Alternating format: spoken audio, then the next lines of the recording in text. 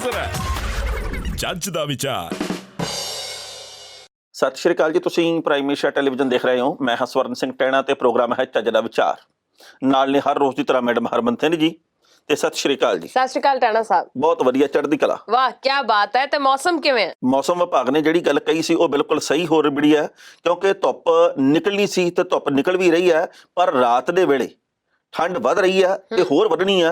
ਤੇ ਬਾਕੀ ਦੇਖੋ ਕੀ ਬਣਦਾ। ਪਰ ਇਸ ਵੇਲੇ ਜਦੋਂ ਆਪਾਂ ਖਬਰਾਂ ਦੀ ਸਾਂਝ ਪਾ ਰਹੇ ਹਾਂ, ਸਿੰਘੂ ਤੇ ਟਿੱਕਰੀ ਬਾਰਡਰ ਦੇ ਉੱਤੇ ਵੀ ਧੁੱਪ ਨਿਕਲਣ ਦੀਆਂ ਖਬਰਾਂ ਮਿਲੀਆਂ ਜੀ। ਪਰ ਕਹਿੰਦੇ ਨੇ ਕਿ ਆਉਣ ਵਾਲੇ ਦਿਨਾਂ ਦੇ ਵਿੱਚ ਠੰਡ ਜ਼ੋਰ ਫੜ ਸਕਦੀ ਹੈ ਦੁਬਾਰਾ ਤੋਂ। ਜਿਹੋ ਜੀ ਪਿਛਲੇ ਦਿਨੀ ਠੰਡ ਪਈ ਹੈ ਉਹੋ ਜੀ ਠੰਡ ਦੁਬਾਰਾ ਪੈ ਸਕਦੀ ਹੈ। ਔਰ ਰਾਤ ਨੂੰ ਨਾ ਸ਼ਾਮ ਜਦੋਂ ਪੈਂਦੀ ਹੈ ਉਦੋਂ ਹਵਾ ਵਗਣੀ ਸ਼ੁਰੂ ਹੋ ਜਾਂਦੀ ਹੈ, ਜਿਹਦੇ ਕਰਕੇ ਠਾਰੀ ਜੀ ਜ਼ਿਆਦਾ ਚੜ੍ਹਦੀ ਹੈ। ਸੋ ਉਸ ਕਰਕੇ ਮੌਸਮ ਜਿਹੜਾ ਹਾਲੇ ਠੰਡਾ ਬਣਿਆ ਹੋਇਆ ਹੈ। ਤੇ ਬਾਕੀ ਲੋਹੜੀ ਆਉਣ ਵਾਲੀ ਹੈ ਤੇ ਲੋਹੜੀ ਦੇ ਮੌਕੇ ਦੇ ਉੱਪਰ ਕਹਿੰਦੇ ਹੁੰਦੇ ਆ ਵੀ ਜਿਹੜਾ ਪਾਲਾ ਉਹ ਸਾੜ ਦਿੱਤਾ ਜਾਂਦਾ ਹੈ ਨਾ, ਪਾਲਾ ਜਿਹੜਾ ਅੱਧਾ ਰਹਿ ਜਾਂਦਾ ਹੈ। ਪਰ ਇਸ ਲੋਹੜੀ ਦੇ ਮੌਕੇ ਸਾੜਿਆ ਬਹੁਤ ਕੁਝ ਜਾਣਾ, ਕਿਉਂਕਿ ਕਿਸਾਨ ਭਾਈਚਾਰੇ ਦੇ ਵੱਲੋਂ ਕੇਂਦਰ ਦੇ ਖੇਤੀ ਕਾਨੂੰਨਾਂ ਦੀਆਂ ਕਾਪੀਆਂ ਸਾੜੀਆਂ ਜਾਣੀਆਂ। ਜੀ ਬਿਲਕੁਲ। ਸੋ ਇਹਦੇ ਵੱਲ ਵੀ ਖਿਆਲ ਰੱਖਣਾ ਚਾਹੀਦਾ ਜੀ। ਤੇ ਆਪਾਂ ਚੱਜ ਦੇ ਵਿਚਾਰ ਦੀ ਸਾਂਝ ਪਾਈਏ। ਦੇਖੋ, ਚੱਜ ਦਾ ਵਿਚਾਰ ਬੜਾ ਸਾਫ਼ ਤੇ ਸਪਸ਼ਟ ਹੈ ਕਿ ਜ਼ੁਲਮ ਉਤਨਾ ਬੁਰਾ ਨਹੀਂ, जुल्म उतना बुरा नहीं जितनी बुरी खामोशी है। वाह। जुल्म उतना बुरा नहीं जितनी बुरी खामोशी है।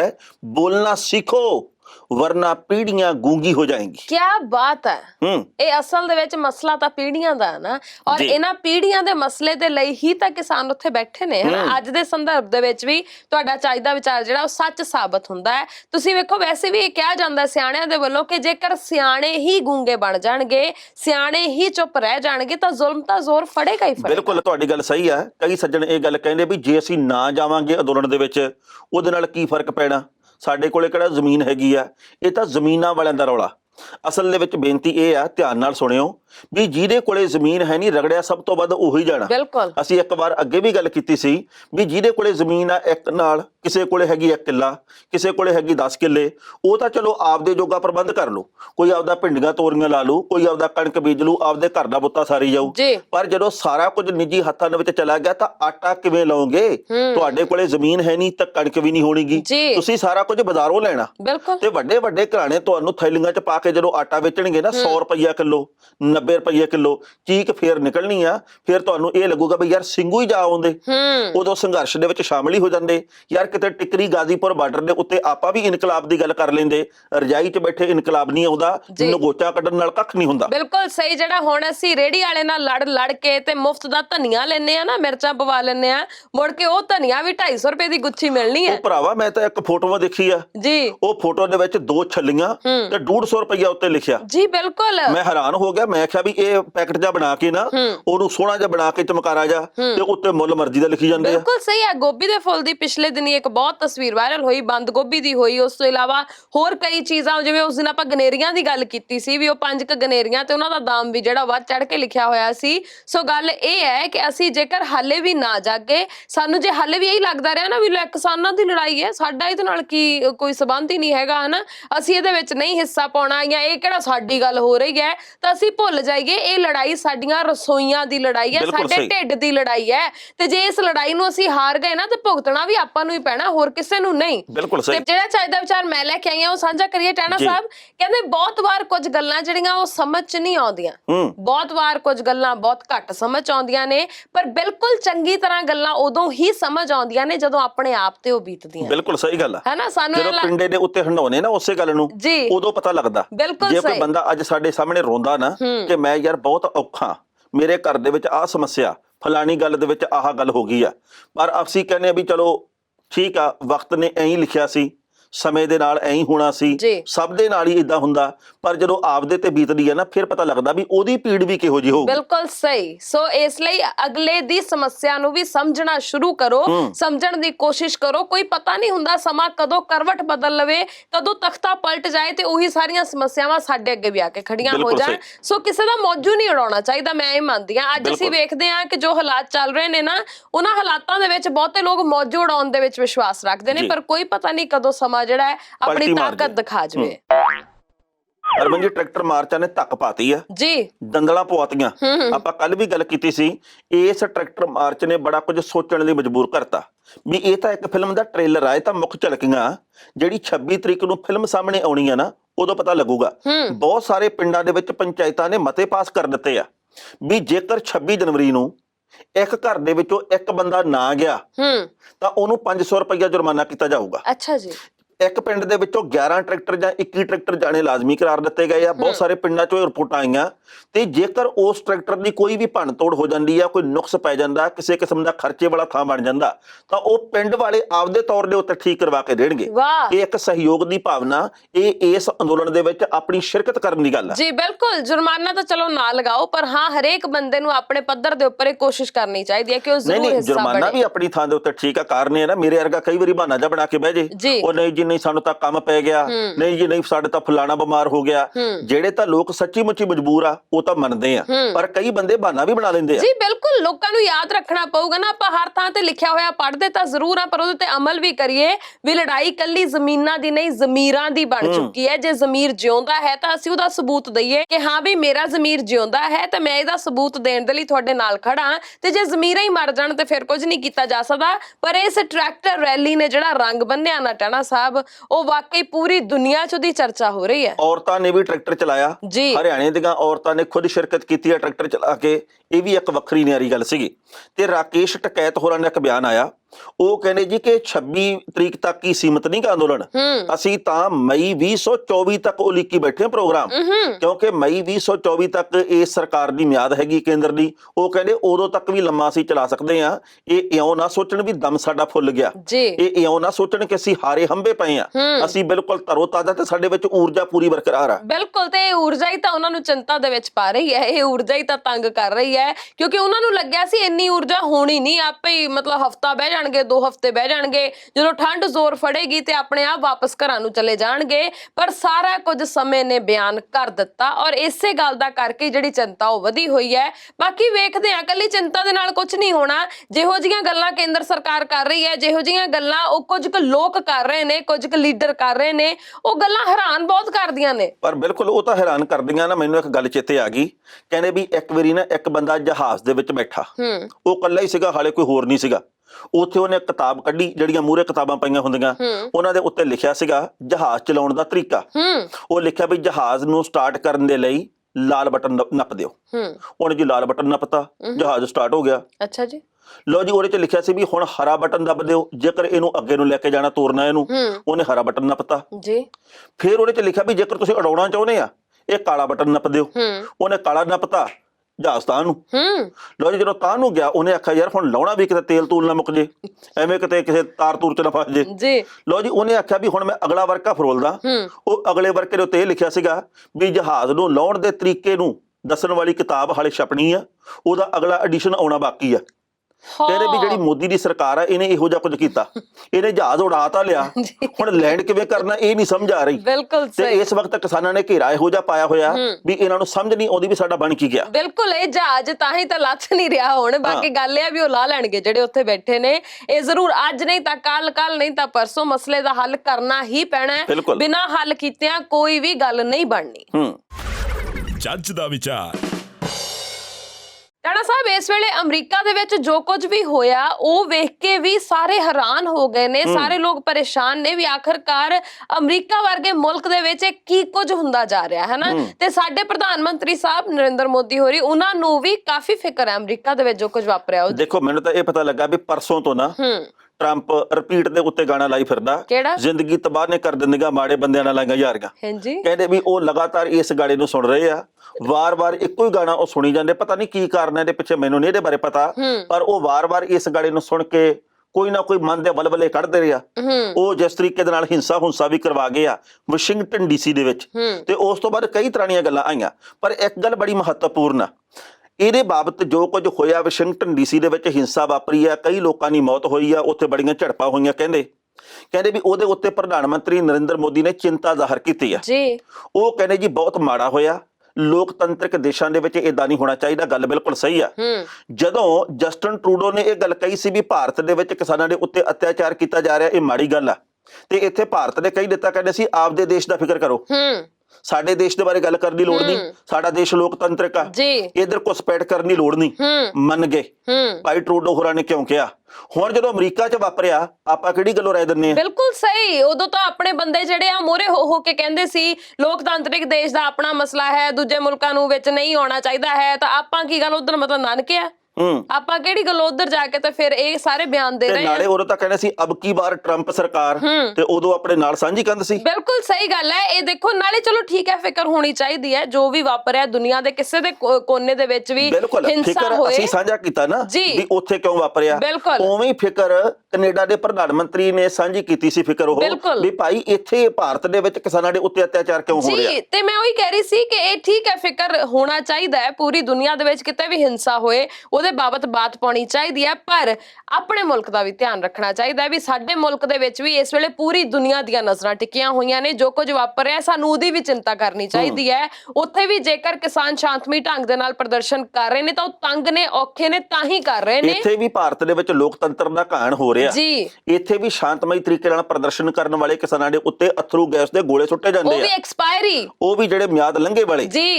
ਇੱਥੇ ਵੀ ਡਾਂਗ ਫਿਰਦੀ ਆ, ਬਿਲਕੁਲ, ਇੱਥੇ ਵੀ ਸੜਕਾਂ ਪੁੱਟ ਲਈਆਂ ਜਾਂਦੀਆਂ, ਜੀ ਇੱਥੇ ਵੀ ਪਰਚੇ ਝੂਠੇ ਦਰਜ ਕੀਤੇ ਜਾ ਰਹੇ ਆ। ਜੀ ਤੇ ਇੱਥੇ ਵੀ ਆਪਣਾ ਹੱਕ ਮੰਗਣ ਵਾਲਿਆਂ ਨੂੰ ਅੱਤਵਾਦੀ, ਮਾਓਵਾਦੀ, ਵੱਖਵਾਦੀ, ਪਤਾ ਨਹੀਂ ਕੀ ਕੁਝ ਕਿਹਾ ਜਾਂਦਾ ਹੈ। ਥੋੜਾ ਜਿਹਾ ਸਾਨੂੰ ਆਪਣੇ ਮੁਲਕ ਦੇ ਬਾਰੇ 'ਚ ਵੀ ਸੋਚਣਾ ਚਾਹੀਦਾ। ਪ੍ਰਧਾਨ ਮੰਤਰੀ ਆਪਾਂ ਭਾਰਤ ਦੇ ਆ ਜੀ, ਇਹ ਆਪਾਂ ਦੂਜੀਆਂ ਗੱਲਾਂ ਵੱਲ ਬਾਅਦ 'ਚ ਧਿਆਨ ਦੇ ਲਈਏ। ਜਦੋਂ ਆਪਣੇ ਘਰ ਦੇ ਵਿੱਚ ਸਾਰਾ ਕੁਝ ਠੀਕ ਹੋ ਜਾਊਗਾ ਫਿਰ ਅਗਲੇ ਦੇ ਘਰ ਦੇ ਵਿੱਚ ਜਾ ਕੇ ਪੁੱਛ ਲਾਂਗੇ ਵੀ ਭਾਈ ਹੁਣ ਕਿਵੇਂ ਹੋ, ਤੁਹਾਡੇ ਹਾਲਾਤ ਕਿਹੋ ਜਿਹੇ ਨੇ, ਪਹਿਲਾਂ ਆਪਣੇ ਵੱਲ ਤਾਂ ਵੇਖ ਲਈਏ। ਮੈਂ ਤਾਂ ਨਾ ਹੈਰਾਨ ਰਹਿ ਗਿਆ, ਵੈਸੇ ਟਰੰਪ ਹੋਰੀ ਵੀ ਆਖਰੀ ਮੌਕੇ ਤੱਕ ਮੰਨੇ ਹੀ ਨਹੀਂ। ਹਾਲੇ ਵੀ ਅੱਜ ਉਹਨਾਂ ਦਾ ਬਿਆਨ ਆਇਆ, ਕਹਿੰਦਾ ਮੈਂ ਹਾਰਿਆ ਨਹੀਂ, ਮੈਂ ਹਾਰਿਆ ਨਹੀਂਗਾ। ਮੈਨੂੰ ਇਹ ਨਹੀਂ ਸਮਝ ਆਉਂਦੀ ਵੀ ਆਪਾਂ ਜਿੱਤੇ ਕਿਹੜੇ ਪਾਸੇ ਦੀਆਂ। ਜੀ ਮੈਨੂੰ ਵੀ ਨਹੀਂ ਸਮਝ ਆਈ। ਚਲੋ ਠੀਕ ਹੈ, ਦੇਖੋ ਟਾਣਾ ਸਾਹਿਬ ਜੋ ਬੀਤੇ ਸਮੇਂ ਦੇ ਵਿੱਚ ਹੋ ਗਿਆ ਸੋ ਹੋ ਗਿਆ ਨਾ, ਹਾਰ ਜਿੱਤ ਬਣੀ ਹੋਈ ਹੈ, ਉਹ ਚਲੋ ਜੋ ਵੀ ਜਿਵੇਂ ਦਾ ਵੀ ਲੋਕਾਂ ਨੇ ਫੈਸਲਾ ਸੁਣਾਇਆ ਉਹਨੂੰ ਕਬੂਲ ਕਰਨਾ ਚਾਹੀਦਾ ਨਾ। ਹੁਣ ਹੋਰ ਤਾਂ ਕੋਈ ਚਾਰਾ ਹੈ ਹੀ ਨਹੀਂ ਹੈ। ਜਿਸ ਤਰੀਕੇ ਦੇ ਨਾਲ ਉਹਨਾਂ ਦੀਆਂ ਹਰਕਤਾਂ ਜਾਂ ਕਹਿ ਦਈਏ ਆਦਤਾਂ, ਹੈ ਵੈਸੇ ਕਰੜਾ ਸ਼ਬਦ, ਇਹ ਇਧਰ ਭਾਰਤ ਦੇ ਵਿੱਚ ਬਣਨੇ ਚਾਹੀਦੇ ਸੀ ਨੇਤਾ, ਕਿਉਂਕਿ ਬਿਲਕੁਲ ਇੱਥੇ ਸਾਰਾ ਕੁਝ ਉਹੋ ਜਿਹਾ ਚੱਲਦਾ ਵੀ ਜਦੋਂ ਇੱਥੇ ਬੰਦਾ ਜਿੱਤ ਜਾਂਦਾ ਉਦੋਂ ਹੋਰ ਹੁੰਦਾ, ਜਦੋਂ ਹਾਰ ਜਾਂਦਾ ਕਹਿ ਦਿੰਦਾ ਵੀ ਆਹ ਕੀਤੀ ਗੜਬੜੀ, ਇਹ ਤਾਂ ਜੀ ਬੂਥਾਂ ਦੇ ਉੱਤੇ ਕਬਜ਼ੇ ਕਰ ਲਏ ਸਨ, ਇਹ ਤਾਂ ਜੀ ਅਸੀਂ ਮੰਥਨ ਕਰਾਂਗੇ, ਅਸੀਂ ਚਿੰਤਨ ਕਰਾਂਗੇ, ਇਹ ਤਾਂ ਜੀ ਐ ਹੋ ਗਿਆ, ਫਲਾਂ ਹੋ ਗਿਆ, ਉਦੋਂ ਬਹਾਨੇਬਾਜ਼ੀਆਂ ਦੀਆਂ ਹੁੰਦੀਆਂ। ਮੇਰਾ ਖਿਆਲ ਆ ਵੀ ਇੱਥੇ ਉਹਨਾਂ ਨੇ ਜੰਮਣਾ ਸੀ, ਉਹ ਦੂਜੇ ਪਾਸੇ ਚਲੇ ਗਏ। ਨਹੀਂ ਕਈ ਵਾਰ ਐ ਹੁੰਦਾ ਨਾ, ਸਿਆਣੇ ਕਹਿੰਦੇ ਨੇ ਕਿ ਬੰਦਾ ਆਪਣੀ ਕੰਪਨੀ ਤੋਂ ਪਛਾਣਿਆ ਜਾਂਦਾ, ਜਿਹਦੇ ਨਾਲ ਰਹਿੰਦਾ ਨਾ ਉਹੋ ਜਿਹਾ ਹੋ ਜਾਂਦਾ ਹੈ। ਪਤਾ ਨਹੀਂ ਟਰੰਪ ਉਹਨਾਂ ਦੀ ਯਾਰੀ ਕਿੱਦਾਂ ਦੇ ਲੋਕਾਂ ਨਾਲ ਪਈ ਹੋਏਗੀ ਵੀ ਜਿਹੜਾ ਉਹ ਇਦਾਂ ਦੇ ਹੋ ਗਏ। ਹਰਮਨ ਜੀ, ਤੁਹਾਡਾ ਨਾ ਪੈਸੇ ਦੁੱਗਣੇ ਕਰਨ ਦਾ ਸੁਪਨਾ ਹੀ ਰਹਿ ਗਿਆ। ਚੰਗਾ ਹੋਇਆ ਸੁਪਨਾ ਰਹਿ ਗਿਆ। ਮੈਂ ਤੁਹਾਨੂੰ ਬੜੀ ਵਾਰੀ ਗੱਲ ਕਹੀ ਆ ਵੀ ਕਦੇ ਜ਼ਿੰਦਗੀ ਦੇ ਵਿੱਚ ਮੌਕੇ ਮਿਲਦੇ ਆ ਪੈਸੇ 7 ਗੁਣਾ 6 ਗੁਣਾ 9 ਗੁਣਾ ਕਰਨ ਦੇ, ਪਰ ਤੁਸੀਂ ਉਦੋਂ ਮੰਨੇ ਨਹੀਂ ਸੀ।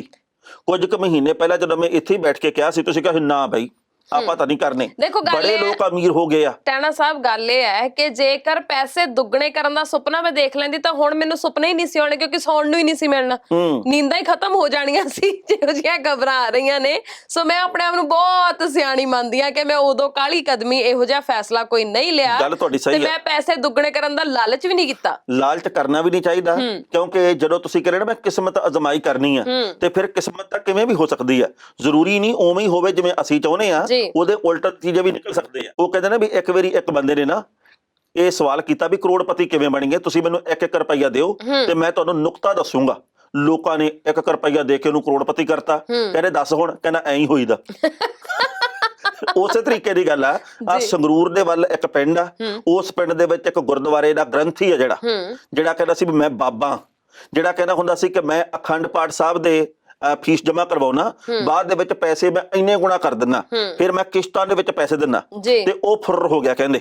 ਅੱਛਾ ਜੀ। ਹੁਣ ਉਹਦੀ ਘਰ ਵਾਲੀ ਤੇ ਟੱਬਰ ਦੇ ਬਾਕੀ ਜੀ ਲੋਕਾਂ ਨੇ ਡੱਕੇ ਹੋਏ ਆ ਤੇ ਕਹਿੰਦੇ ਵੀ ਹੁਣ ਉਹ ਬਾਬਾ ਲੱਭਦਾ ਨਹੀਂਗਾ ਜੀ, ਹੁਣ ਉਹ ਲੱਭਦਾ ਕਿੱਥੇ ਆ। ਨਹੀਂ ਪਰ ਗੱਲ ਇਹ ਆ ਟਾਣਾ ਸਾਹਿਬ ਕਿ ਆਪਾਂ ਤਾਂ ਪਹਿਲਾਂ ਹੀ ਕਹਿੰਦੇ ਸੀ ਵੀ ਇਹ ਬਾਬਾ ਇੱਕ ਦਿਨ ਆਹੀ ਕੁਛ ਕਰੂਗਾ। ਉਦੋਂ ਲੋਕ ਜਿਹੜੇ ਨੇ ਨਾ ਉਹ ਵੀ ਪੱਤਰਕਾਰਾਂ ਦੇ ਗਲ ਪੈਂਦੇ ਹੁੰਦੇ ਸੀ। ਸਾਡੇ ਕਈ ਪੱਤਰਕਾਰ ਸਾਥੀ ਉੱਥੇ ਗਏ ਤੇ ਪਿੰਡ ਦੇ ਲੋਕ ਤੇ ਜਿਹੜੇ ਉੱਥੇ ਹੋਰ ਪਹੁੰਚੇ ਸੀਗੇ ਪੈਸੇ ਜਮਾ ਕਰਵਾਉਣ ਦੇ ਲਈ, ਕੋਈ ਕਹਿੰਦਾ ਸੀ ਜੀ ਮੇਰਾ 10,000 ਕਰ ਲਓ, ਕੋਈ ਕਹਿੰਦਾ ਸੀ ਮੇਰਾ 3 ਕਰ ਲਓ, ਕੋਈ ਕਹਿੰਦਾ ਸੀ ਇੰਨਾ ਕਰ ਲਓ। ਉਹ ਲੜਦੇ ਸੀ ਲੋਕ, ਕਹਿੰਦੇ ਵੀ ਜੇਕਰ ਸਾਡੀ ਆਰਥਿਕਤਾ ਸੁਧਰਦੀ ਆ, ਜੇਕਰ ਸਾਨੂੰ ਪੈਸੇ ਕਈ ਗੁਣਾ ਹੋ ਕੇ ਮਿਲਦੇ ਤੁਸੀਂ ਕੀ ਲੈਣਾ ਹੋ? ਬਿਲਕੁਲ ਸਹੀ। ਪੱਤਰਕਾਰਾਂ ਦੇ ਗਲ ਪੈਂਦੇ ਸੀ, ਜੀ। ਧੌਲ ਕੱਫਾ ਕਰਦੇ ਸੀ। ਅੱਜ ਉਹੀ ਲੋਕ ਆ ਜਿਹੜੇ ਪੱਤਰਕਾਰਾਂ ਦੇ ਕੋਲੇ ਜਾ ਕੇ ਕਹਿੰਦੇ ਸਾਡੀ ਖਬਰ ਮੋਟੀ ਜੀ ਕਰਕੇ ਲਾਓ, ਵੱਡੀ ਕਰਕੇ ਲਾਓ, ਪਲੀਜ਼ ਸਾਡੇ ਨਾਲ ਧੱਕਾ ਹੋ ਗਿਆ। ਜੀ। ਤੁਸੀਂ ਲਾਇਕ ਹੀ ਸੀ ਇਸ ਗੱਲ ਦੇ। ਬਿਲਕੁਲ, ਜਦੋਂ ਉਦੋਂ ਤੁਸੀਂ ਗਲ ਪੈਂਦੇ ਸੀ, ਤੁਹਾਨੂੰ ਸਮਝਾਉਣ ਦੀਆਂ ਕੋਸ਼ਿਸ਼ਾਂ ਕੀਤੀਆਂ ਗਈਆਂ ਸੀ, ਉਦੋਂ ਤਾਂ ਕੋਈ ਵੀ ਸੁਣ ਕੇ ਰਾਜ਼ੀ ਨਹੀਂ ਸੀ। ਉਹਨਾਂ ਨੂੰ ਲੱਗਦਾ ਸੀ ਵੀ ਸ਼ਾਇਦ ਇਹ ਵੈਰੀ ਤੁਰੇ ਫਿਰਦੇ ਨੇ, ਇਹ ਐਵੇਂ ਚਾਹੁੰਦੇ ਨਹੀਂ ਵੀ ਅਸੀਂ ਅਮੀਰ ਹੋਈਏ। ਉਦੋਂ ਵੀ ਸਮਝਾਉਣ ਦੀ ਕੋਸ਼ਿਸ਼ ਸੀ, ਤੇ ਹੁਣ ਜਦੋਂ ਸਾਰੀਆਂ ਗੱਲਾਂ ਸੱਚ ਸਾਬਤ ਹੋ ਗਈਆਂ ਤਾਂ ਹੁਣ ਆਪਾਂ ਪੱਤਰਕਾਰਾਂ ਕੋ ਕਿਹੜੀ ਗੱਲ ਨੂੰ ਜਾਣਦੇ ਨਾਲੇ ਇੱਕ ਗੱਲ ਹੋਰ ਦੱਸਦਾ ਵੀ ਇਹਦੇ ਵਿੱਚ ਲੋਕਾਂ ਦੀ ਗਲਤੀ ਆ। ਉਸ ਬੰਦੇ ਦੀ ਮੈਂ ਘੱਟ ਗਲਤੀ ਮੰਨਦਾ। ਕਿਉਂ? ਕਿਉਂਕਿ ਉਹ ਤਾਂ ਪਹਿਲਾਂ ਹੀ ਕਹਿੰਦਾ ਸੀ 3600 ਵੀਡੀਓ ਆਈ ਸੀ, ਤੁਸੀਂ ਮੇਰੇ ਤੇ ਨਾ ਯਕੀਨ ਕਰੋ, ਮੈਂ ਕਿਹੜਾ ਤੁਹਾਡੇ ਕੋਲ ਮੰਗਦਾ, ਤੁਸੀਂ ਆਪ ਆਉਨੇ ਹੋ। ਤੇ ਉਹ ਕਹਿੰਦਾ ਸੀ ਵੀ ਮੈਂ ਤੁਹਾਡੇ ਨਾਲ ਕਦੋਂ ਲਿਖਤੀ ਕਰਾਰ ਕਰਦਾ ਵੀ ਭਾਈ ਮੈਂ ਤੁਹਾਡੇ ਪੈਸੇ ਇੰਨੇ ਗੁਣਾ ਕਰਕੇ ਦੇਵਾਂਗਾ। ਰਸੀਦ ਤੁਹਾਡੀ, ਪਰਚੀ ਤੁਹਾਡੀ ਕੱਟੀ ਜਾ ਰਹੀ ਆ ਅਖੰਡ ਪਾਠ ਸਾਹਿਬ ਦੀ, ਬਿਲਕੁਲ, ਤੇ ਤੁਸੀਂ ਮੇਰੇ ਤੇ ਯਕੀਨ ਕਰੋ, ਫਿਰ ਕਰ ਲਓ। ਉਹੀ ਗੱਲ ਹੈ, ਉਹਨਾਂ ਨੇ ਕੋਈ ਵੀ ਲਿਖਤੀ ਜਿਹੜੀ ਚੀਜ਼ ਆ ਉਹ ਨਹੀਂ ਸੀ ਦਿੱਤੀ, ਔਰ ਉਹ ਜਿਹੜੀ ਸਲਿੱਪ ਵੀ ਕੱਟੀ ਜਾਂਦੀ ਸੀ, ਰਸੀਦ ਕੱਟੀ ਜਾਂਦੀ ਸੀ, ਉਹਦੇ ਉੱਪਰ ਵੀ ਇਹ ਥੋੜੀ ਲਿਖਿਆ ਸੀ ਵੀ ਪੈਸੇ ਮੋੜੇ ਜਾਣਗੇ ਦੁੱਗਣੇ ਕਰਕੇ ਜਾਂ ਪੈਸੇ ਵਾਪਸ ਮੈਂ ਕਰੂੰਗਾ। ਉਹਦੇ ਤੇ ਵੀ ਇਹੀ ਲਿਖਿਆ ਸੀ ਵੀ ਇਹ ਭੇਟਾ ਦੇ ਰੂਪ ਦੇ ਵਿੱਚ ਜਿਹੜਾ ਪੈਸਾ ਉਹ ਆਇਆ ਹੈ, ਤਾਂ ਫਿਰ ਉਹ ਭੇਟਾ ਦੇ ਦਿੱਤੀ, ਗੱਲ ਖਤਮ ਹੋ ਗਈ। ਦੇਖੋ, ਜ਼ਿੰਦਗੀ ਦੇ ਵਿੱਚ ਜੇਕਰ ਤੁਸੀਂ ਜੂਆ ਖੇਡਦੇ ਹੋ ਨਾ, ਤੇ ਫਿਰ ਤੁਹਾਨੂੰ ਰਿਸਕ ਲੈਣਾ ਪੈਂਦਾ। ਆ ਤੁਸੀਂ ਜੂਆ ਖੇਡਿਆ, ਤੁਸੀਂ ਹਾਰ ਗਏ, ਗੱਲ ਖਤਮ। ਨਾਲੇ ਅੱਜ ਦੇ ਜ਼ਮਾਨੇ 'ਚ ਜਦੋਂ ਟਾਣਾ ਸਾਹਿਬ ਅਸੀਂ ਰੁਪਈਏ ਦਾ ਕਰਕੇ ਵੀ ਕਿਸੇ ਤੇ ਵਿਸ਼ਵਾਸ ਨਹੀਂ ਕਰਦੇ, ਆਪਣੇ ਸਕੇ ਤੇ ਵੀ ਨਹੀਂ ਕਰਦੇ। ਜੇ ਕੋਈ ਉਧਾਰੇ ਪੈਸੇ ਮੰਗ ਲੈ ਨਾ, ਅਸੀਂ ਉਹਨੂੰ ਵੀ 3600 ਸਵਾਲ ਕਰਦੇ ਹਾਂ, ਕਿਉਂ ਦਈਏ, ਕਿਵੇਂ ਦਈਏ, ਕਦੋਂ ਮੋੜੇਗਾ, ਕਾਹਤੋਂ ਮੋੜੇਗਾ, ਇਹ ਉਹ, ਹਨਾ। ਤੇ ਅਸੀਂ ਕਿਸੇ ਬਗਾਨੇ ਦੇ ਉੱਪਰ ਕਿਵੇਂ ਪੈਸਿਆਂ ਦੇ ਮਾਮਲੇ 'ਚ ਵਿਸ਼ਵਾਸ ਕਰ ਸਕਦੇ ਹਾਂ ਬਈ? ਉੱਥੇ ਨਾ ਪੁਲਿਸ ਦੇ ਕਰਮਚਾਰੀ ਕਈ ਖੜੇ ਹੁੰਦੇ ਸੀਗੇ, ਤੇ ਕੁਝ ਕੁ ਲੋਕਾਂ ਨੇ ਜਾ ਕੇ ਉਹਨਾਂ ਨੂੰ ਪੁੱਛਣਾ ਵੀ ਭਾਈ ਐਂ ਦੁੱਗਣੇ ਹੋ ਜਾਣਗੇ, ਉਹ ਕਦੇ ਸਟਾਪ ਲਾਏ ਹੋਏ ਆ। ਚਲੋ, ਮਤਲਬ ਇਹ ਆ ਵੀ ਉੱਥੇ ਸਾਰੇ ਹੀ ਉਦੋਂ ਪ੍ਰਭਾਵਿਤ ਸੀਗੇ, ਪਰ ਹੁਣ ਦੇਖੋ ਜੋ ਤੁਹਾਡੇ ਨਾਲ ਹੋਇਆ, ਹਾਲਾਂਕਿ ਸਾਡੀ ਹਮਦਰਦੀ ਆ, ਪਰ ਤੁਸੀਂ ਲਾਇਕ ਇਸੇ ਸੀ। ਉਦੋਂ ਤੁਸੀਂ ਕਹਿੰਦੇ ਸੀ ਵੀ ਜਿਹੜਾ ਵੀ ਸਾਡੇ 'ਚ ਕਸੂਰ ਕੱਢੂਗਾ, ਜਿਹੜਾ ਸਾਨੂੰ ਸਮਝਾਊਗਾ, ਉਹ ਬੰਦਾ ਸਿਰੇ ਦਾ ਗਲਤ ਆ। ਤੇ ਅੱਜ ਲੈ ਲਓ, ਹੋ ਗਏ ਤੁਸੀਂ ਕਰੋੜਪਤੀ, ਅਰਬਪਤੀ ਹੋ ਗਏ ਹੋ, ਟੈਕਸ ਭਰਿਆ ਕਰੋ ਹੁਣ। ਬਿਲਕੁਲ ਸਹੀ। ਜੱਜ ਦਾ ਵਿਚਾਰ। ਤੇ ਹੁਣ ਅਗਲੀਆਂ ਖਬਰਾਂ ਵੱਲ ਵਧੀਏ ਟਾਣਾ ਸਾਹਿਬ। ਬਿਲਕੁਲ ਜੀ। ਦੇਖੋ ਆਪਾਂ ਚੰਗੀ ਗੱਲ ਆ, ਜਿੰਨੇ ਵਾਰ ਜੋੜਾਂਗੇ ਚੰਗਾ ਹੀ ਆ ਜੀ। ਤੇ ਆਪਾਂ ਰੋਜ਼ ਇਹ ਗੱਲ ਕਰਦੇ ਆ ਟਾਣਾ ਸਾਹਿਬ ਕਿ ਹਰ ਵਾਰ ਕਿਸਾਨੀ ਅੰਦੋਲਨ ਨੂੰ ਲੈ ਕੇ ਨਵੀਂ ਖਬਰ, ਨਵੇਂ ਤਰ੍ਹਾਂ ਦੀ ਗੱਲ ਸਾਹਮਣੇ ਆਉਂਦੀ ਹੈ, ਤੇ ਹੁਣ ਵੀ ਇੱਕ ਨਵੀਂ ਖਬਰ ਸਾਹਮਣੇ ਆਈ ਹੈ। ਮੈਂ ਚਾਹੁੰਦੀ ਆਪਾਂ ਉਹਦੀ ਵੀ ਸਾਂਝ ਜ਼ਰੂਰ ਪਾ ਲਈਏ। ਮੈਂ ਗੱਲ ਕਰ ਰਹੀ ਹਾਂ ਗੁਰਅਮਰਤ ਸਿੰਘ ਦੀ। ਇਹ ਮੁੰਡਾ ਐਥਲੀਟ ਹੈ, ਤੇ ਇਸ ਮੁੰਡੇ ਨੇ, ਕਿਉਂਕਿ ਐਥਲੀਟ ਹੈ ਤੁਹਾਨੂੰ ਪਤਾ ਦੌੜਾਕ ਬਹੁਤ ਵਧੀਆ ਹੋਏਗਾ, ਇਹ ਮੁੰਡੇ ਨੇ ਬਹੁਤ ਸਾਰੇ ਮੈਰਾਥਨ ਦੇ ਵਿੱਚ ਪਹਿਲਾਂ ਵੀ ਹਿੱਸਾ ਲਿਆ ਹੈ, ਤੇ ਇਸ ਮੁੰਡੇ ਨੇ ਹੁਣ ਭੱਜ ਕੇ ਸਿੰਘੂ ਬਾਰਡਰ ਨੂੰ ਜਾਣਾ ਸ਼ੁਰੂ ਕਰ ਦਿੱਤਾ। ਬੜੀ ਚੰਗੀ ਗੱਲ ਆ ਜੀ। ਔਰ ਤੁਸੀਂ ਦੇਖੋ, ਇਹ ਜਿਹੜਾ ਮੁੰਡਾ ਹੈ, ਇਹਨੇ ਸਵੇਰੇ 4 ਵਜੇ ਤੋਂ ਲੈ ਕੇ ਸ਼ਾਮ ਦੇ 6 ਵਜੇ ਤੱਕ ਹਰ ਰੋਜ਼ ਭੱਜਿਆ ਕਰਨਾ। ਕਹਿੰਦੇ ਆ ਵੀ ਦਿਨ ਦੇ ਵਿੱਚ ਇਸ ਨੌਜਵਾਨ ਨੇ 100 ਕਿਲੋਮੀਟਰ ਦੌੜਿਆ ਕਰਨਾ ਜੀ। 450 ਕਿਲੋਮੀਟਰ ਦਾ ਪਿੰਡ ਆ ਫਿਰੋਜ਼ਪੁਰ ਦੇ ਸਾਰਾ ਗੜੀ ਗੁਰਦੁਆਰਾ ਸਾਹਿਬ ਦੇ ਵਿੱਚੋਂ ਇਹਨੇ ਮੱਥਾ ਟੇਕ ਕੇ ਤੇ ਆਪਣੀ ਦੌੜ ਸ਼ੁਰੂ ਕੀਤੀ ਆ ਜੀ। ਔਰ ਪਿੰਡ ਮਹਿਮਾ ਦਾ ਇਹ ਰਹਿਣ ਵਾਲਾ। ਬਿਲਕੁਲ। ਤੇ ਇਹਦੀ ਇੱਛਾ ਇਹ ਹੈ ਜੀ ਕਿ ਮੈਂ ਲੋਕਾਂ ਦੇ ਵਿੱਚ ਅਲਖ ਜਗਾਵਾਂ, ਮੈਂ ਲੋਕਾਂ ਨੂੰ ਜਾਗਦੇ ਕਰਾਂ, ਕਿਉਂਕਿ ਬੱਸ ਦੇ ਵਿੱਚ ਵੀ ਬੰਦਾ ਜਾ ਸਕਦਾ, ਗੱਡੀ ਵੀ ਤਾਂ ਹੋਊਗੀ ਇਹਦੇ ਕੋਲ, ਮੋਟਰਸਾਈਕਲ ਵੀ ਤਾਂ ਹੋਊਗਾ, ਉਹਦੇ ਰਾਹੀਂ ਵੀ ਸਫ਼ਰ ਕਰ ਸਕਦਾ, ਪਰ ਉਹਨੇ ਇਹ ਰਾਹ ਚੁਣਿਆ ਵੀ ਮੈਂ ਦੌੜ ਕੇ ਜਾਣਾ। ਕਿਸੇ ਨੇ ਐਤਕੀ ਸਾਈਕਲ ਦੇ ਰਾਹੀਂ ਜਾਣਾ ਠੀਕ ਸਮਝਿਆ, ਕਿਸੇ ਨੇ ਤੁਰ ਕੇ ਜਾਣਾ ਠੀਕ ਸਮਝਿਆ, ਕੋਈ ਮੋਟਰਸਾਈਕਲ ਦੇ ਉੱਤੇ ਜਾ ਰਿਹਾ, ਕੋਈ ਦੌੜ ਕੇ ਜਾ ਰਿਹਾ, ਕੋਈ ਟਰੈਕਟਰ ਤੇ ਜਾ ਰਿਹਾ। ਕਮਾਲ ਹੋਈ ਪਈ ਆ। ਬਿਲਕੁਲ ਸਹੀ, ਕਮਾਲ ਹੋਈ ਪਈ ਆ। ਔਰ ਹਰ ਕੋਈ ਇਸ ਮੁੰਡੇ ਦੀਆਂ ਗੱਲਾਂ ਕਰ ਰਿਹਾ ਹੈ ਕਿ ਦੇਖੋ ਭਾਈ, ਹੌਸਲਾ ਦੇਖੋ, ਜਜ਼ਬਾ। ਆਪਾਂ ਪਹਿਲਾਂ ਵੀ ਇੱਕ ਬਾਪੂ ਜੀ ਹੋਰਾਂ ਦੀ ਗੱਲ ਕੀਤੀ ਸੀ, ਜਿਹੜੇ ਤੁਰ ਕੇ ਹੀ ਕਿਸਾਨੀ ਦਾ ਝੰਡਾ ਆਪਣੇ ਮੋਢੇ ਤੇ ਰੱਖ ਕੇ ਤੇ ਤੁਰ ਕੇ ਹੀ ਉਧਰ ਨੂੰ ਚਲ ਗਏ ਸੀ, ਦਿੱਲੀ ਵੱਲ ਨੂੰ, ਹਨਾ। ਉਸ ਤੋਂ ਬਾਅਦ ਹੋਰ ਵੀ ਬਹੁਤ ਸਾਰੇ ਲੋਕ ਇਹੋ ਜਿਹੇ ਸਾਹਮਣੇ ਆਏ ਜਿਨ੍ਹਾਂ ਨੇ ਵੱਖੋ ਵੱਖਰੇ ਤਰੀਕਿਆਂ ਦੇ ਨਾਲ ਦਿੱਲੀੋਂ ਪਹੁੰਚੇ ਨੇ, ਬਾਰਡਰ ਦੇ ਉੱਪਰ ਆਪਣਾ ਯੋਗਦਾਨ ਪਾ ਰਹੇ ਨੇ। ਉਦਾਂ ਹੀ ਇਸ ਮੁੰਡੇ ਨੇ ਵੀ ਇਹ ਪਹਿਲ ਕੀਤੀ ਹੈ। ਤੇ ਵੈਸੇ ਬਹੁਤ ਸਾਰੀਆਂ ਖਬਰਾਂ ਸਿੰਘੂ ਤੇ ਟਿਕਰੀ ਬਾਰਡਰ ਤੋਂ ਆ ਰਹੀਆਂ। ਸਿੰਘੂ ਬਾਰਡਰ ਤੇ ਵੀ ਬੋਰ ਕਰਕੇ ਤੇ ਮੋਟਰ ਲਾ ਦਿੱਤੀ ਗਈ ਆ। ਲੋ ਜੀ, ਕਹਿੰਦੇ ਵੀ ਘਰ ਦਾ ਪਾਣੀ ਹੋ ਗਿਆ, ਆਪਦਾ ਹੀ ਅਸੀਂ ਪਾਣੀ ਧਾਣੀ ਵਰਤਿਆ ਕਰਾਂਗੇ। ਜਦੋਂ ਅਣਮਿੱਥੇ ਸਮੇਂ ਦੇ ਲਈ ਬੈਠੇ ਆ ਤੇ ਫਿਰ ਭਾਈ ਸਾਨੂੰ ਪ੍ਰਬੰਧ ਇਹੋ ਜਿਹੇ ਕਰਨੇ ਪੈਣੇ ਆ। ਸ਼ੈੱਡ ਆ ਜਿਹੜਾ ਉਹ 250 ਫੁੱਟ ਆ ਜਿਹੜਾ ਉਹ ਪਾ ਦਿੱਤਾ ਗਿਆ। ਕਹਿੰਦੇ ਵੀ ਲੰਗਰ ਪਾਣੀ ਇੱਥੇ ਤਿਆਰ ਹੋਇਆ ਕਰੂਗਾ, ਮੀਂਹ ਆਵੇ, ਝੱਖੜ ਝੁੱਲਾ ਆਵੇ, ਹੁਣ ਰੋਟੀ ਪਾਣੀ ਕਹਿੰਦੇ ਅਸੀਂ ਪ੍ਰਭਾਵਿਤ ਨਹੀਂ ਹੋਣ ਦੇਣਾ। ਇਸੇ ਤਰੀਕੇ ਨਾਲ ਹੋਰ ਬਹੁਤ ਸਾਰੇ ਕੰਮਕਾਜ ਉੱਥੇ ਸ਼ੁਰੂ ਕਰ ਦਿੱਤੇ ਗਏ ਆ। ਸੋ ਲੋਕਾਂ ਨੇ ਆਪਦੇ ਪੱਕੇ ਰਹਿਣ ਬਸੇਰੇ ਬਣਾਉਣੇ ਸ਼ੁਰੂ ਕਰਤੇ ਆ। ਸੰਭਲ ਜੋ, ਜਾਗ ਜੋ, ਹਾਲੇ ਵੀ ਮੰਨ ਜੋ, ਨਹੀਂ ਮੰਨੋਗੇ ਪੱਕੇ ਤੌਰ ਤੇ ਹੀ ਆ। ਬਿਲਕੁਲ, ਕਿਉਂਕਿ ਦੇਖੋ ਗੱਲ ਇਹ ਆ ਵੀ ਆਪਾਂ ਤਾਂ ਸਾਰੇ ਹੁਣ ਇਸ ਤੋਂ ਬੱਤਰ ਹੋਰ ਕੀ ਹੋ ਸਕਦਾ ਸੀ, ਹਨਾ। ਵੀ ਮੀਂਹ ਆ ਗਿਆ, ਸਾਰਾ ਕੁਝ ਭਿੱਜ ਗਿਆ, ਫਿਰ ਉਸ ਤੋਂ ਬਾਅਦ ਠੰਡ ਜਿਹੜੀ ਉਹਨੇ ਜ਼ੋਰ ਫੜਿਆ, ਇਸ ਤੋਂ ਜ਼ਿਆਦਾ ਹੋਰ ਕੀ ਹੋ ਜਾਊਗਾ। ਸੋ ਜੇ ਉਦੋਂ ਵੀ ਡਟੇ ਰਹੇ ਨੇ, ਜੇ ਹੌਸਲੇ ਉਦੋਂ ਨਹੀਂ ਡੋਲੇ, ਤਾਂ ਹੁਣ ਕਿੱਥੋਂ ਡੋਲ ਜਾਣਗੇ। ਮੈਂ ਤੁਹਾਨੂੰ ਇੱਕ ਉਦਾਹਰਨ ਦਿੰਦਾ। ਸਿੰਘੂ ਬਾਰਡਰ ਦੇ ਉੱਤੇ ਨਾ ਕੁੰਡਲੀ ਵਾਲੇ ਪਾਸੇ ਪਿਛਲੇ ਦਿਨੀ ਨਾ ਇੱਕ ਫੌਜੀ ਵੀਰਾਂ ਦੀ ਬੱਸ ਫਸ ਗਈ ਜੀ। ਉਹ ਫਸ ਗਈ ਬੜੇ ਬੁਰੇ ਤਰੀਕੇ ਦੇ ਨਾਲ, ਫੌਜੀਆਂ ਦੀ ਭਰੀ ਸੀ। ਰਾਤ ਦਾ ਵੇਲਾ ਸੀਗਾ, ਅੱਧੀ ਰਾਤ ਦਾ। ਨਹੀਂ ਤਾਂ ਕਿਸਾਨ ਇਹ ਵੀ ਕਹਿ ਸਕਦੇ ਸੀ ਵੀ ਤੁਹਾਨੂੰ ਤਾਂ ਖੜਾਇਆ ਹੋਇਆ ਸਾਡੇ ਉੱਤੇ ਹਮਲਾ ਕਰਨ ਦੇ ਲਈ, ਅਸੀਂ ਤੁਹਾਡੀ ਮਦਦ ਕਿਉਂ ਕਰਗੇ। ਪਰ ਉਹ ਜਵਾਨ ਆ ਤੇ ਇਹ ਕਿਸਾਨ ਆ, ਦੋਵਾਂ ਦਾ ਆਪਸ ਦੇ ਵਿੱਚ ਕੋਈ ਰੌਲਾ ਨਹੀਂਗਾ। ਇਹ ਸਰਕਾਰਾਂ ਨੇ ਪੈਦਾ ਕੀਤਾ ਵੀ ਕਿਸਾਨ ਦੇ ਉੱਤੇ ਜਵਾਨ ਕੋਲੋਂ ਹਮਲਾ ਕਰਵਾਉਣਾ, ਪਰ ਉਹ ਵੀ ਮੇਰਾ ਖਿਆਲ ਆ ਵੀ ਇੰਨੀ ਛੇਤੀ ਨਹੀਂ ਕਰਦੇਗੇ। ਪਰ ਉੱਥੇ ਕਿਸਾਨਾਂ ਨੇ ਟਰੈਕਟਰ ਲਾ ਕੇ ਨਾ ਮੂਹਰੇ ਉਹਨਾਂ ਦੀ ਬੱਸ ਕੱਢ ਕੇ ਦਿੱਤੀ ਆ। ਅੱਛਾ ਜੀ। ਕਹਿੰਦੇ ਵੀਰ ਜੀ ਠੰਡ ਦਾ ਵੇਲਾ, ਪਹਿਲਾਂ ਚਾਹ ਪਾਣੀ ਪੀਓ ਸਾਰੇ ਜਾਣੇ, ਤੇ ਤੁਹਾਡੀ ਬੱਸ ਅਸੀਂ ਕੱਢ ਕੇ ਦਿੰਨੇ ਆ। ਉਹ ਵੀਡੀਓ ਆਈ ਹੈ, ਟੋਚਨ ਪਾ ਕੇ ਨਾ ਕਿਸਾਨਾਂ ਨੇ ਟਰੈਕਟਰਾਂ ਦੇ ਨਾਲ ਉਹ ਬੱਸ ਬਾਹਰ ਕੱਢੀ ਹੈ। ਦੇਖੋ ਟਾਣਾ ਸਾਹਿਬ, ਹਰ ਰੋਜ਼ ਜਦੋਂ ਆਪਾਂ ਵੀ ਉੱਥੇ ਗਏ ਸੀ ਤੇ ਆਪਾਂ ਨੂੰ ਇਹ ਖਬਰਾਂ ਮਿਲਦੀਆਂ ਸੀ ਨਾ ਵੀ ਜਿੰਨੇ ਵੀ ਉੱਥੇ ਖੜੇ ਕੀਤੇ ਹੋਏ ਨੇ ਫੌਜੀ, ਉਹ ਵਿਚਾਰੇ ਆਪਣੀ ਡਿਊਟੀ ਨਿਭਾ ਰਹੇ ਨੇ, ਉਹਨਾਂ ਦਾ ਕੋਈ ਦੋਸ਼ ਨਹੀਂ, ਤੇ ਉਹਨਾਂ ਦਾ ਵੀ ਲੰਗਰ ਪਾਣੀ ਦਾ ਪ੍ਰਬੰਧ ਪੂਰਨ ਤੌਰ ਤੇ ਕਿਸਾਨਾਂ ਵੱਲੋਂ ਕੀਤਾ ਜਾ ਰਿਹਾ ਹੈ ਨਾ। ਸੋ ਸਹੀ ਗੱਲ ਆ ਤੁਹਾਡੀ ਵੀ, ਰੌਲਾ ਉਹਨਾਂ ਦਾ ਆਪਸ ਚ ਥੋੜੀ ਹੈ, ਜੈ ਜਵਾਨ ਤੇ ਜੈ ਕਿਸਾਨ, ਹੈ ਨਾ। ਇਹ ਤਾਂ ਰੌਲੇ ਬਣਾਏ ਗਏ ਨੇ, ਪਰ ਬਹੁਤ ਸਾਰੇ ਇਹੋ ਜਿਹੇ ਜਵਾਨ ਨੇ ਜਿਨ੍ਹਾਂ ਨੇ ਇਹ ਗੱਲ ਕਹਿ ਦਿੱਤੀ ਹੈ ਕਿ ਭਾਈ ਅਸੀਂ ਕੋਈ ਹਮਲਾ ਨਹੀਂ ਕਰਨਾ, ਕੁਝ ਨਹੀਂ ਕਰਨਾ, ਚਾਹੇ ਨੌਕਰੀ ਛੱਡਣੀ ਪਏ ਅਸੀਂ ਨੌਕਰੀ ਛੱਡ ਦਿਆਂਗੇ, ਪਰ ਅਸੀਂ ਇਹੀ ਕਾਮਨਾ ਕਰਦੇ ਹਾਂ ਕਿ ਸਭ ਕੁਝ ਸੁੱਖੀ ਸਾਂਦੀ ਹੋ ਜਾਵੇ ਔਰ ਜਿਹੜੇ ਮਸਲੇ ਦਾ ਹੱਲ ਹੋਣਾ ਚਾਹੀਦਾ ਉਹ ਹੱਲ ਜਲਦੀ ਤੋਂ ਜਲਦੀ ਹੋਵੇ। ਇਹੋ ਜਿਹੇ ਭਾਵੁਕਤਾ ਦੇ ਪਲ ਕਿੱਥੇ ਹੋਣਗੇ ਜਿੱਥੇ ਬਾਰਡਰ ਦੇ ਉੱਤੇ ਬੈਠਾ ਹੋਇਆ, ਸਰਹੱਦ ਦੇ ਉੱਤੇ ਬੈਠਾ ਹੋਇਆ ਪੁੱਤ ਦਿੱਲੀ ਦੀ ਹੱਦ ਦੇ ਉੱਤੇ ਬੈਠੇ ਹੋਏ ਆਪਣੇ ਬਾਪ ਨੂੰ ਟੈਲੀਫੋਨ ਦੀ ਕਾਲ ਕਰਦਾ ਤੇ ਇਹ ਕਹਿੰਦਾ, ਬਾਪੂ ਦੁਸ਼ਮਣ ਦੇਸ਼ ਨੂੰ ਮੈਂ ਨਹੀਂ ਆਪਣੀ ਧਰਤੀ ਦੇ ਉੱਤੇ ਪੈਰ ਧਰਨ ਦਿੰਦਾ, ਤੇ ਆਪਣੇ ਖੇਤਾਂ ਦੇ ਵਿੱਚ ਤੁਸੀਂ ਕਿਸੇ ਕਾਰਪੋਰੇਟ ਬੰਦੇ ਨੂੰ ਪੈਰ ਨਹੀਂ ਧਰਨ ਦੇਣਾ। ਮੈਂ ਇੱਥੇ ਲੜਾਈ ਲੜ ਰਿਹਾ, ਤੁਸੀਂ ਦਿੱਲੀ ਦੀ ਹੱਦ ਦੇ ਉੱਤੇ ਲੜਾਈ ਲੜਦੇ ਆ। ਬਾਪੂ ਮੈਂ ਤੇਰੇ ਪੈਰਾਂ ਵਰਗਾ ਨਹੀਂਗਾ, ਬਾਪੂ ਤੇਰੇ ਚਰਨਾਂ ਦੀ ਮੈਂ ਧੂੜ ਆ, ਪਰ ਗੱਲ ਇਹ ਆ ਵੀ ਡਟਿਆ ਮੈਂ ਵੀ ਹੋਇਆ ਤੇ ਬਾਪੂ ਡਟਿਆ ਤੂੰ ਵੀ ਰਹਿ, ਜਿੱਤੂਗਾ ਮੈਂ ਵੀ ਜਿੱਤੂਗਾ ਬਾਪੂ ਤੂੰ ਵੀ। ਕੀ ਬਾਤ। ਤੇ ਜਦੋਂ ਮੈਂ ਛੁੱਟੀ ਤੇ ਆ ਗਿਆ ਤੇਰੇ ਨਾਲ ਆ। ਸੋ ਇਹੋ ਜਿਹੇ ਭਾਵੁਕਤਾ ਵਾਲੇ ਪਲ ਨੇ ਜਿਹੜੇ, ਉਹ ਮੇਰਾ ਖਿਆਲ ਆ ਵੀ ਕਿਤੋਂ ਮਿਲਦੇ ਨਹੀਂਗੇ।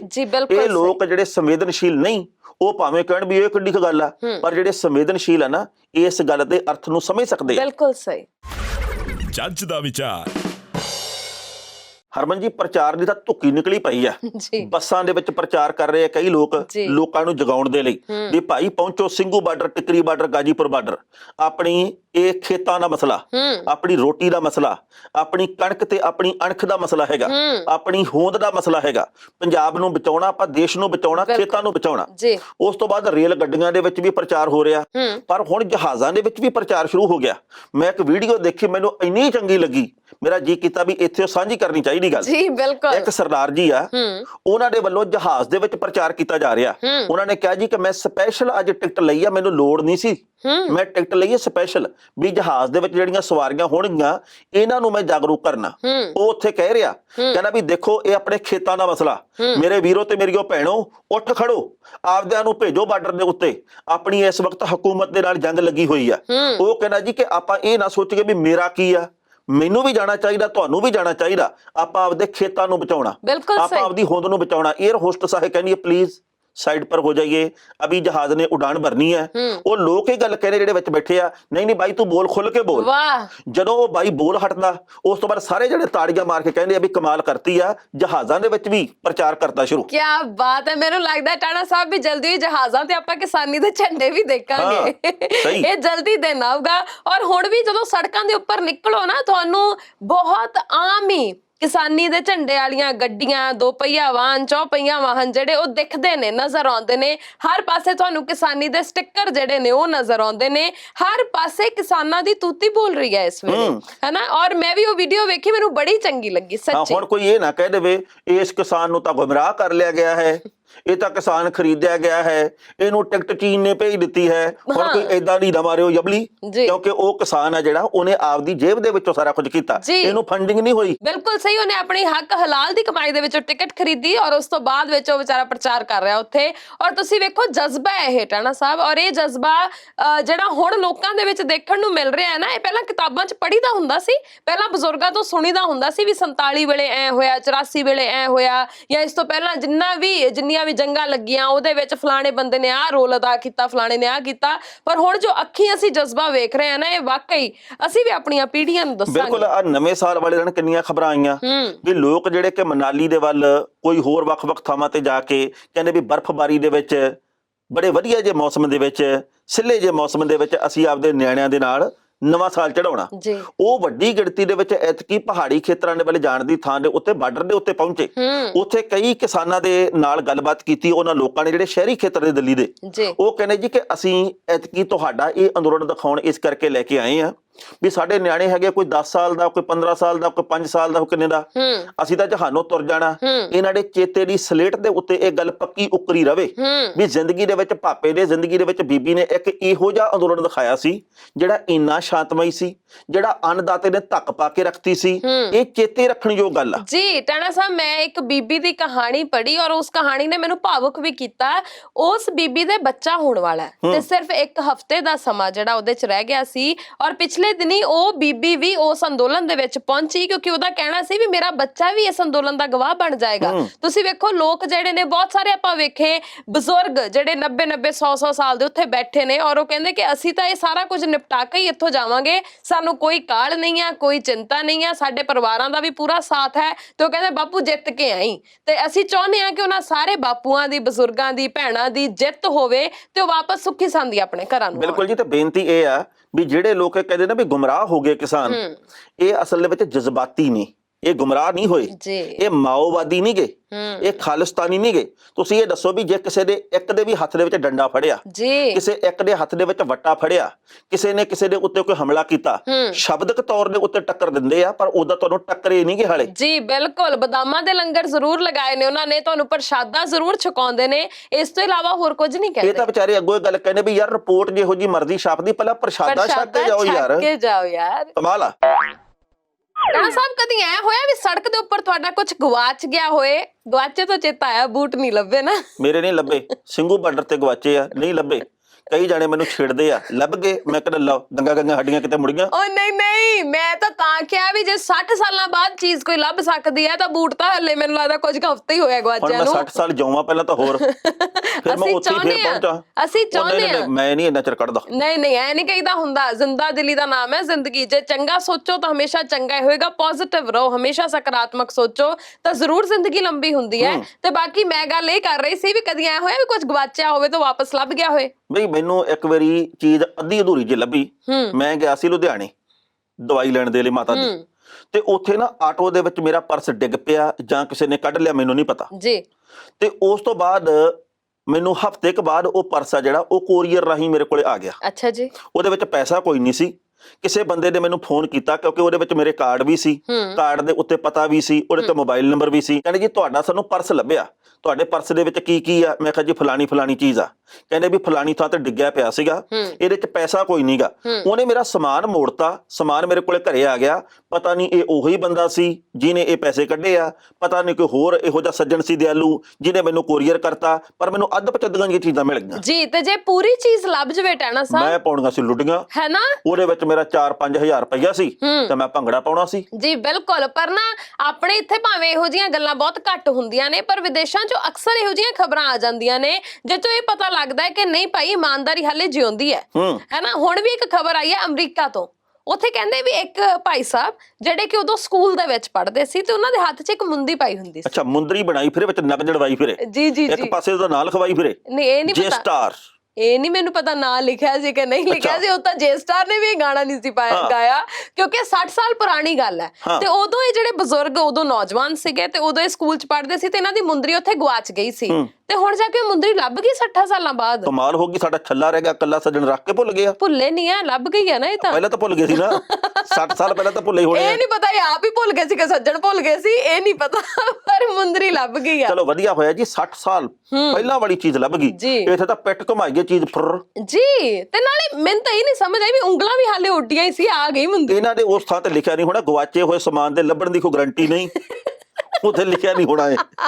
ਹਾਂ ਬਿਲਕੁਲ ਸਹੀ। ਔਰ ਤੁਸੀਂ ਵੇਖੋ ਹੁਣ ਉਹ ਮੁੰਦਰੀ ਪਾ ਕੇ ਬਹੁਤ ਖੁਸ਼ ਨੇ। ਤਸਵੀਰਾਂ ਸੋਸ਼ਲ ਮੀਡੀਆ ਤੇ ਵੀ ਉਹ ਸਾਂਝੀਆਂ ਕਰ ਰਹੇ ਨੇ ਵੀ ਆਹ ਵੇਖੋ ਜੀ ਇੰਨੀ ਪੁਰਾਣੀ ਮੇਰੀ ਮੁੰਦਰੀ ਤੇ ਅੱਜ ਲੱਭ ਗਈ ਹੈ। ਕਿੰਨੀ ਖੁਸ਼ੀ ਹੋਈ ਹੋਏਗੀ। ਬੜੀ ਵਧੀਆ ਗੱਲ ਆ। ਇਹ ਸਾਥੀ ਦਾ ਨਾਂ ਕੀ ਆ? ਇਹਨਾਂ ਦਾ ਨਾਮ ਹੈ ਜੈਕ ਹੀਲੇ। ਜੈਕ ਹੀਲੇ ਸਾਹਿਬ, ਬਹੁਤ ਸੋਹਣਾ ਹੀਲਾ ਕੀਤਾ ਤੁਸੀਂ। ਉਹਨਾਂ ਨੇ ਕਾਹਦਾ ਕੀਤਾ? ਖਬਰ ਤਾਂ ਪਹੁੰਚਾਈ ਹੈ ਨਾ ਉਹਨਾਂ ਨੇ। ਜੇ ਉਹ ਦੱਸਦੇ ਹੀ ਨਾ ਵੀ ਭਾਈ ਮੇਰੀ ਚੀਜ਼ ਲੱਭ ਗਈ ਆ ਤਾਂ ਆਪਾਂ ਹੀਲੇ ਨੂੰ ਹੀਲਾ ਕਾਹਦਾ ਕਹਿਣਾ ਸੀ? ਬਿਲਕੁਲ ਸਹੀ। ਇਸ ਕਰਕੇ ਬਹੁਤ ਵਧੀਆ ਹੀਲਾ ਸਾਹਿਬ, ਤੁਸੀਂ ਆਪਦੀ ਚੀਜ਼ ਗਾਂ ਤੋਂ ਗਵਾਇਓ ਨਾ। ਇਹ ਜ਼ਰੂਰੀ ਨਹੀਂ ਵੀ ਅੱਜ 60 ਸਾਲ ਪੁਰਾਣੀ ਚੀਜ਼ ਲੱਭ ਗਈ ਆ ਤੇ ਅੱਗੇ ਤੋਂ ਵੀ ਹੀਲਾ ਐ ਹੋਊਗਾ। ਬਿਲਕੁਲ ਸਹੀ ਗੱਲ ਹੈ, ਕੋਈ ਪਤਾ ਨਹੀਂ ਹੁੰਦਾ। ਪਰ ਨਾ ਇੱਥੇ ਤਾਂ ਬਾਹਲਾ ਹੀ ਮਾੜਾ ਹਾਲ ਹੋਇਆ ਪਿਆ।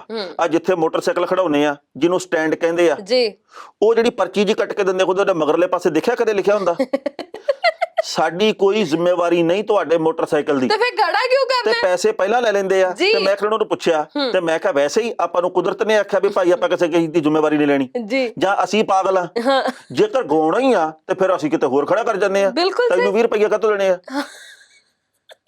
ਮਾੜੀ ਮੋਟੀ ਤਾਂ ਗੱਲ ਕਹੇ ਨਾ ਵੀ ਸਾਡੀ ਜ਼ਿੰਮੇਵਾਰੀ ਆ। ਹਾਂ ਤੇਰੇ ਕੋਲੇ ਖੜਾ ਕੇ ਗਏ ਆ, ਪਰਚੀ ਲੈ ਕੇ ਗਏ ਆ, ਜੀ ਐਡੇ ਗੈਰ ਜ਼ਿੰਮੇਵਾਰ ਅਸੀਂ। ਬਿਲਕੁਲ ਸਹੀ ਗੱਲ ਹੈ। ਇਹ ਜ਼ਿੰਮੇਵਾਰੀ ਨਿਭਾਉਣੀ ਚਾਹੀਦੀ ਹੈ, ਹਰ ਇੱਕ ਇਨਸਾਨ ਨੂੰ ਆਪਣੇ ਹਿੱਸੇ ਆਉਣ ਦੀ ਜ਼ਿੰਮੇਵਾਰੀ ਨਿਭਾਉਣੀ ਚਾਹੀਦੀ ਹੈ।